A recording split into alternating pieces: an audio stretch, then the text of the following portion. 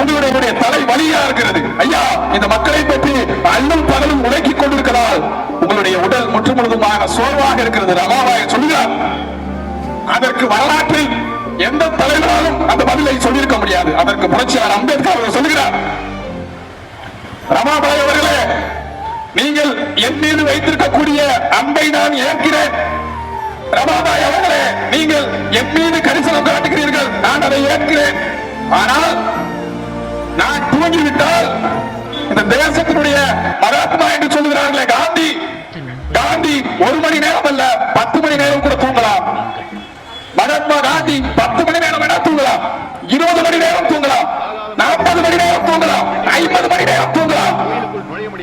ஆனால் மகாத்மா காந்தி சார்ந்த சமுதாயம், பிராமணிய சமுதாயம் ஆட்சி அதிகாரத்தில் இருக்கிறது. ஆனால் என் சமுதாயம் இன்னும் உறங்கிக் கொண்டிருக்கிறது. அதற்காக